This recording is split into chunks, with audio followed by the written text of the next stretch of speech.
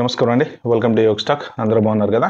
యాక్చువల్‌గా నిన్న పెట్టిన H4 ఈఏడీ మీద క్వెషన్‌లు, కామెంట్‌లు చాలా వచ్చినాయి. ఇంకా కొంతమంది కన్‌ఫ్యూజ్ అవుతున్నారు. కొంతమంది క్వెషన్‌లేస్తున్నారు. L2 వాళ్ళకి సంబంధం లేదు కానీ. సో, దాని మీద నేను మళ్ళీ రేపు ఒక వీడియో చేస్తా. ఇంకా కొంచెం just bit more detail research చేసి ఇప్పుడు ఈ పర్టిక్యులర్ వీడియో ఏంటంటే H1B అయితే మాత్రం ఖచ్చితంగా ట్రబుల్ అయితే కనపడుతుంది డెఫినెట్‌గా. ఒక పక్క లే ఆఫ్‌లు అయితే బీభత్సంగా జరుగుతున్నాయి. లే ఆఫ్ అయిన తర్వాత మళ్ళీ సెక్యూరింగ్ ఏ జాబ్ కొంత ఇప్పుడున్న సిచ్యువేషన్‌లో యాక్చువల్లీ ప్రిఫరెన్స్ అయితే సిటిజన్స్‌కి, గ్రీన్ కార్డ్స్‌కి ఇస్తున్నారు కంపెనీస్ అని చెప్పి కూడా చాలామంది అంటున్నారు. సోషల్ మీడియాలో కూడా అయ్యే రాస్తున్నారు. రెడ్డిట్ పోస్ట్‌లో అయ్యే రాస్తున్నారు. మరి జాబులు మరి ఎవరికి పోతున్నాయో, ఎవరికి వస్తున్నాయో మొత్తానికి తెలియట్లేదులే గానీ, కొంత H1Bకి అయితే మాత్రం ఖచ్చితంగా గడ్డు కాలమే. అంటే ఎవరైనా జాబ్‌లో ఉండింటే మాత్రం వాళ్ళైతే సేఫ్. మీ జాబులు కాపాడుకోవటానికే ప్రయత్నం చేయండి. ఏ రకమైన సరే పొరపాటున కూడా పోగొట్టుకోవడానికి అంటే ఎట్లాంటి సిచ్యువేషన్‌లో అయినా ప్రెషర్ ఎక్కువున్నా, ఏదున్నా జాబ్ పోయే పరిస్థితి తెచ్చుకోకండి. ఎందుకంటే లే ఆఫ్‌లు కూడా చాలా ఇంపాక్ట్ క్రియేట్ చేస్తున్నాయి. అన్ని కంపెనీలు లే ఆఫ్ చేస్తున్నప్పుడు మనకి టాలెంట్, స్కిల్ ఉన్నా గానీ మళ్ళీ కొత్త జాబ్ దొరకడానికి కష్టమైపోతుంది. అంటే మనకి టాలెంట్ లేకని కాదు కానీ కంపెనీలో జాబ్స్ లేవు. చాలా కంపెనీస్ పెద్ద పెద్ద కంపెనీస్ అన్నీ గూడా లే ఆఫ్‌లు ప్రకటించినప్పుడు కొత్తోళ్ళని ఎవరు తీసుకుంటారు చెప్పండి? So, most of the companies అన్నీ ఆర్టిఫిషియల్ ఇంటెలిజెన్స్ సైడ్ ఎళ్ళిపోతున్నాయి కాబట్టి అదొక పెద్ద ఇంపాక్ట్ ఉంది.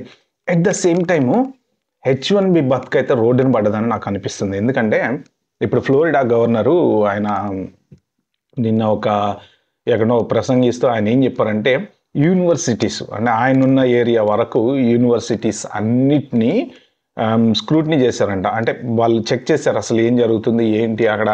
ఆ చెక్కింగ్‌లో వీళ్ళు ఇన్స్‌పెక్షన్ అనుకోండి, చెకింగ్ అనుకోండి, వాటెవర్ ఇట్ ఈస్ గానీ, వాళ్ళు చెక్ చేసిన దాంట్లో ఒక పర్ఫెక్ట్ డీటెయిల్ డేటా గ్యాదర్ చేశాడాయన.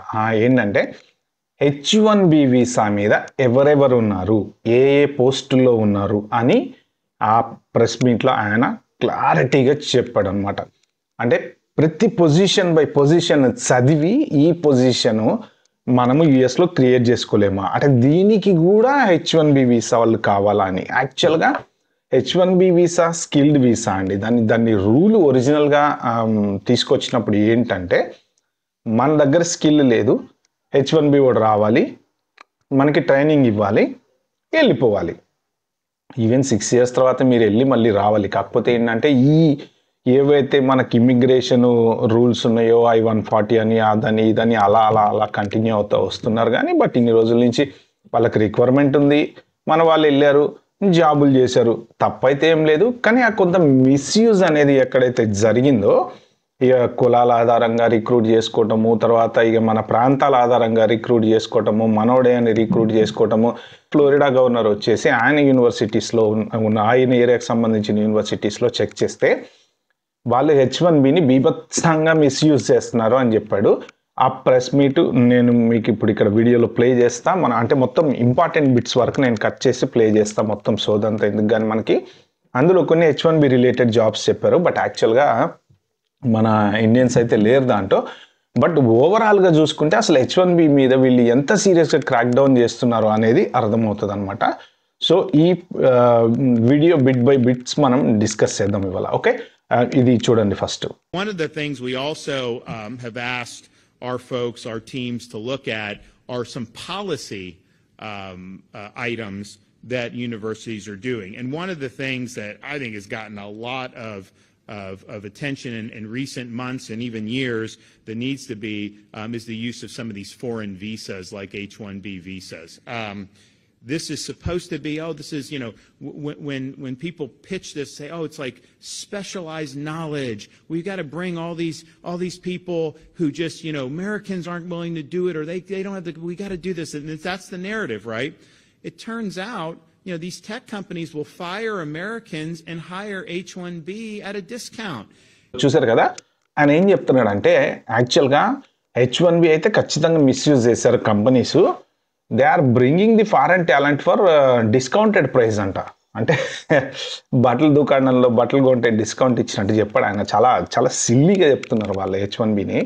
అంటే బేసిక్‌గా చిన్న పొజిషన్స్ కూడా H1B వాళ్ళని తీసుకొచ్చి పెట్టారు. లోకల్స్‌లో తీసుకోలేదు అన్న ఫ్రస్ట్రేషన్ యాక్చువల్లీ ట్రూ అండి. నేను ఐ సపోర్ట్ హిమ్. ఎందుకంటే ఒక రకంగా చెప్పాలంటే ఇప్పుడు మన మన దేశంలో మనకి పక్కోడు వచ్చి ఇలానే చేస్తే ఆ కడుపులో ఎట్లా కాలుతుందంటే, మనకు ఉద్యోగం లేదనుకోండి మన దేశంలో, అంటే భారతీయుడిగా పుట్టి భారతదేశంలో మనకు ఉద్యోగం లేకపోతే, ఆకలి రాజ్యం సినిమా ఉంది, మీకు గుర్తుందో లేదో, దాంట్లో ఏంటి ప్రభుత్వం వల్ల మనకు ఉద్యోగాలు ఇవ్వట్లేదు అంటారనమాట. ఇవన్నీ ఎప్పుడూ జరిగినాయి మన దగ్గర. కాకపోతే ఏంటంటే మనం ఇప్పుడు పరాయి దేశం వెళ్ళి పక్క దేశం వెళ్ళి బతుకుతున్నాం కాబట్టి వాడు మనల్ని ఏమన్నానంటే మనకి కడుపు కాలుతుంది. కానీ వాళ్ళ దేశంలో ఉండేవాడికి వాళ్ళకి ఆకలి రాజ్యం సినిమా, కమల్ హాసన్ సినిమా కనపడుతూనే ఉంటుంది. వాడికి టాలెంట్ ఉన్నా ఉద్యోగం రావట్లేదు. ఎందుకు అంటే ఈ H1B మిస్యూజ్ వల్ల. Basically indentured servants, because they go in and they're almost all from one country. They come, they have these brokers that do this, that make a fortune off this with arbitrage. They bring them in, and then they're indentured to the company. So the company can basically pay them low, and they say, no, they got to do this. You have to prove that there's no Americans. They will put an ad in like the classified section of a news. Nobody reads these physical newspapers. Oh, we're hiring for here. Like nobody knows this, right? So it's all become a total scam. చూసారు కదా, ఇప్పుడు ఆయన చెప్పింది ఏంటంటే, యాక్చువల్గా వీళ్ళు foreign talent తేవడానికి జనరల్గా ప్రూవ్ చేసుకోవాలి కదా. ఏదైనా ఒక పొజిషన్ పడితే ఏంటంటే జనరల్గా యాడ్ వేస్తాం మామూలుగా. అది కామన్, ఎప్పటి నుంచి వస్తున్నటువంటి ఇది.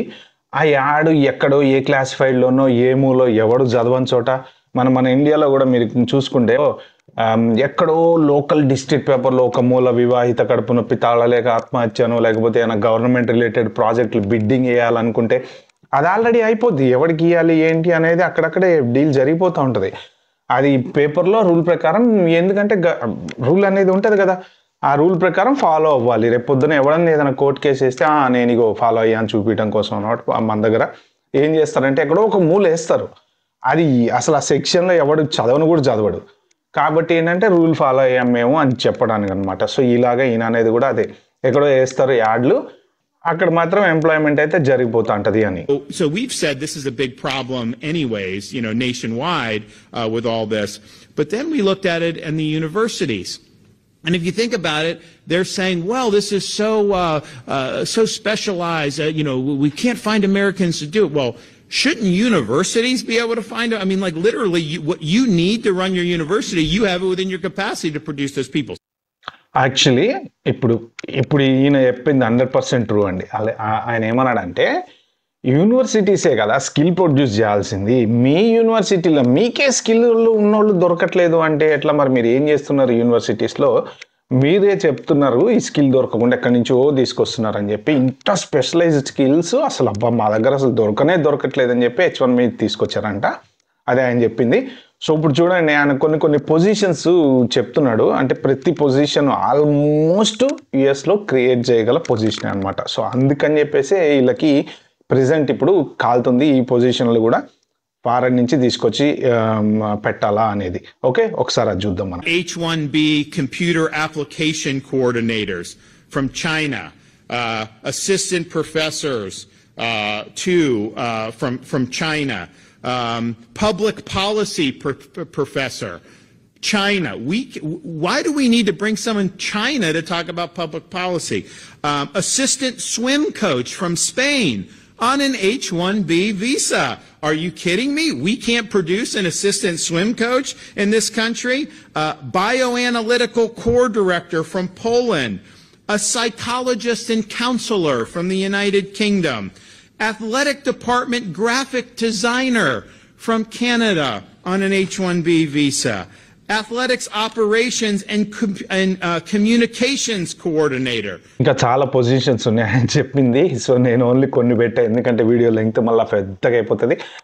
ఆయన చెప్పిన దాంట్లో గ్రాఫిక్ డిజైనరు, తర్వాత స్విమ్ కోచు, తర్వాత కంప్యూటర్ ప్రొఫెసరు, అసలు ఇవి మనం క్రియేట్ చేయమా అని అంటున్నాడు అనమాట. అంటే యాక్చువల్లీ చూసుకుంటే నిజంగా గ్రాఫిక్ డిజైనర్ దొరకడా అమెరికాలో? అంత మరి గ్రాఫిక్ డిజైనర్లు, US citizens, green card holders, graphic designers లేరా? అంటే ఇప్పుడు ఈయన చెప్పినవన్నీ చైనా, యూకే, స్పెయిన్ ఇవన్నీ ఉన్నాయి. మనోళ్ళు లేరు. మనోళ్ళు ఎందుకు ఎక్కువ లేరు అంటే అంత ఐటీలో ఉంటారు కాబట్టి. బట్ మన డ్రామా అంతా అక్కడే ఉంటుంది కదా. సో అక్కడ మనం బ్యాక్ డోర్ ఎంట్రీస్ అన్నీ నడుస్తూనే ఉంటాయి. మనోడే మేనేజరు, మనోడే హైరింగ్ అన్నీ మనోడే. సో ఇక కమిషన్లు మనోడే, అన్ని మనోడే. సో మన టాలెంట్ అంతా అక్కడ ఉంటుంది. యూనివర్సిటీలో ఏంటంటే కొంత రీజనబుల్గా వేరే వాళ్ళు వేరే కంట్రీస్ వాళ్ళకి అక్కడ అట్లీస్ట్ ఛాన్స్ ఇచ్చారనమాట మన వాళ్ళు. బట్ ఏంటంటే ఇప్పుడు ప్రతి ఒక్క H1B ఎంప్లాయీ పొజిషను ఆయన చెప్పిన దాంట్లో అన్నీ కూడా అమెరికాలో దొరికే టాలెంట్ అనమాట. సో దీన్ని బట్టి మనం అర్థం చేసుకోవాల్సింది ఏంటంటే డీప్గా ప్రతి అప్లికేషన్ని వాళ్ళు చూస్తున్నారు. దగ్గర ఆయన ఒక 15-20 పొజిషన్స్ చెప్పాడు. అన్ని పొజిషన్స్ కూడా హ్యాపీగా అమెరికాలో తీసుకొచ్చుకోవచ్చు ఇప్పుడు ఈయన చెప్పిన పొజిషన్. సో ఇప్పుడు ఈయన అనేది కూడా ఏంటంటే స్పెషల్ టాలెంట్ కావాలి అంటే O1 వీసా మీద రావాలి. O1 వీసా గురించి నేను సపరేట్ వీడియో చేస్తాను. బట్ O1 వీసా ఏంటంటే స్పెషల్ స్కిల్ కేటగిరీ అనేది ఉంటుంది వాళ్ళకి. ఆ వీసా మీద వచ్చి స్పెషల్గా ఇక్కడ ఈ స్కిల్ తీసుకొని వస్తే fine, no problem. But H1B మీద డేటా ఎంట్రీ ఆపరేటరును, స్విమ్ కోచ్, తర్వాత ఎథ్లెటిక్స్ కోచ్ ఇట్లాంటి వాళ్ళని H1B మీద తీసుకురావడం అనేది నాన్ సెన్స్ అని అంటాడు అనమాట ఆయన. సో ఇంకా ఫర్దర్గా ఆయన ఏం చెప్తున్నాడో ఒకసారి చూద్దాం. Especially when you see in the news all these people being laid off by Amazon, UPS, all these companies, we need to make sure our citizens here in Florida are first in line for job opportunities. So this is not like you're taking an Einstein and you're bringing an Einstein from a foreign country to teach all these great things. First of all, you wouldn't even use an H-1B visa for that. You would use an O visa for that. So these are not like super, sure. This is basically, in some respects, cheap labor that they're bringing in to try to save money. So we saw the results of that. We thought a lot of it was, quite frankly, troubling and disappointing. And so I am directing today the Florida Board of Governors to pull the plug on the use of these H-1B visas. చూసారు కదా, cheap labour. మళ్ళీ ఆ cheap labour అనే మాట లేకుండా అసలు ఎవడు ఎక్కడ H1B గురించి అయితే మాట్లాడట్లేదు భయ. మరి అది చాలా ఘోరంగా ఉంది చెప్పాలంటే. బట్ ఫ్రాంక్లీ ఏంటంటే H1B అనేది ఇప్పుడు రోడ్డున పడ్డది, 100% రోడ్డున పడ్డది. ఇప్పుడు అందరికీ తెలిసిపోయింది. వాళ్ళు ఒకప్పుడు H1B వీసా అంటే చాలా తక్కువ మందికి తెలిసేది. అమెరికాలో ఉన్నోళ్ళకి కూడా ఇమిగ్రేషన్ వాళ్ళు వచ్చారు, వేరే కంట్రీ నుంచి వచ్చారు, జాబులు చేస్తున్నారు అంటే వాళ్ళకి ఏదో రిక్వైర్మెంట్ ఉంది పిలిపించుకున్నారని అనుకునే వాళ్ళు. కానీ వీసా, ఈ visa, H1 visa, H4 visa, L2 visa, ఈ వీసా అని చాలా మందికి తెలియదు. కానీ ఈ లాస్ట్ 1 year నుంచి మాత్రం అసలు H1 వీసా అనేది మాత్రం మొత్తం పబ్లిక్లో అసలు ఇట్లా తెలిసిపోయింది అది. ఇప్పుడు ఈయన చెప్పింది కూడా అదే అనమాట.